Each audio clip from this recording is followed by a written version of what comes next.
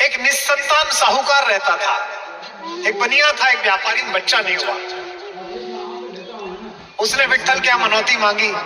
मनौती मांगते ना, साहूकार ने मान्यता मानी थी कि विट्ठल अगर मेरे घर में आंगन में किलकारी गूंजी तो मैं तुझे सोने की करधनी पहनाऊंगा। करधनी जानते ना, वो तगड़ी जो बनती है। मनोकामना पूर्ण हुई तो साहूकार के पुत्र पैदा हो गया।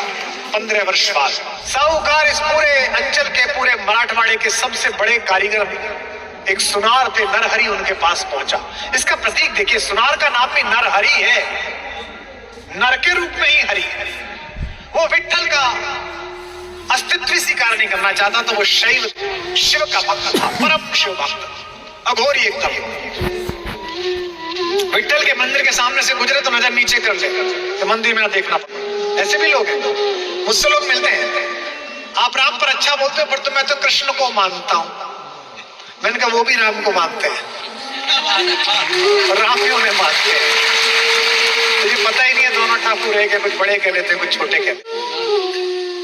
तो नरहरि ने कहा कि भाई मैं तो जानता नहीं विट्ठल की मूर्ति कैसी है, मैं तो देखा भी नहीं, देखना भी नहीं चाहता, कैसे बनाऊं उनकी करधनी? तो सेठ ने कहा कि साहब चलिए जरा नाप तो ले आइए। बोले नहीं नहीं नहीं, मैं नहीं जाऊंगा, तू नाप लिया मैं बना दूंगा। साहूकार गया, उसने नाप लिया, लाके दिया, करधनी तैयार हुई, जाके लगाई, भगवान को आई नहीं, 4 अंगुल छोटी पड़ गई। सेठ वापस गया, बोले अरे सुनार साहब आपने क्या बोलिए, तो आई नहीं विट्ठल को, छोटी पड़ गई। बोले अच्छा तूने तो नाप दिया, मैंने उतनी बनाई, 7 पीढ़ियों से हम लोग बना रहे हैं, कितनी छोटी पड़ी? बोले 4 अंगुल नाप के लाया हूं। 4 अंगुल बढ़ा दी, अब के नाप के गए, अब के 7 अंगुल बड़ी बन गई।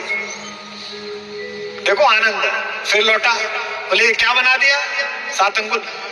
7-8 बार ऐसा ही हुआ साहब, बने छोटी पड़ जाए, बड़ी बन जाए।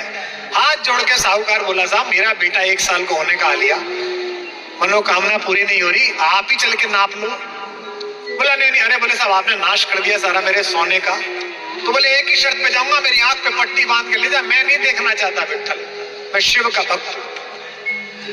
अब वो ले गए पट्टी बांध के, उसने विट्ठल की जैसे ही कमर नापनी शुरू की तो उसके हाथ में बागंबर प्रतीत हुआ जो शिव पहनते हैं। उसने कहा ये क्या है, ये तो विट्ठल की कमर है, इसमें बागंबर कहां से आया? उसने हल्की सी अपनी पट्टी नीचे करी और देखा ऊपर तो विट्ठल, फिर आंख पे पट्टी लगा ली, फिर देखा बागंबर। इस बार गड़बड़ हुई, थोड़ा ऊपर को हाथ बढ़ाया तो सर्प छुआ। उसने कहा ये सांप कहां से आया, विष्णु के सांप से क्या मतलब, मैं गलत मंदिर में तो नहीं आ गया? फिर आंख नीचे करी, फिर देखा विष्णु मुस्कुरा रहे हैं। इसके बाद उसने फिर देखा कि भुजाओं में देखता हूं शायद कुछ होगा, भुजाओं में देखा तो रुद्राक्ष बंधे हुए थे। फिर आंख खोली, फिर विट्ठल। उसने अच्छा हाथों में देखता हूं, भगवान विष्णु के हाथ में शंख गदा चक्र कमल होगा, 4 हाथ होगी। हाथ में देख डमरू हाथ में आ गया। अब उसकी समझ में आना बंद हो गया, सिर ऊपर उठा के देखा तो फिर विट्ठल। इस बार अपनी पट्टी खोल दी और रोने लगा कि भगवान क्या कर रहे हो? भगवान मुस्कुराए और अचानक विट्ठल के शीश पर शिवलिंग प्रकट हुआ। आज भी विट्ठल के सिर पर शिवलिंग विश्व में अकेला मिलता है, तो पंढरपुर में मिलता है, जाके दर्शन।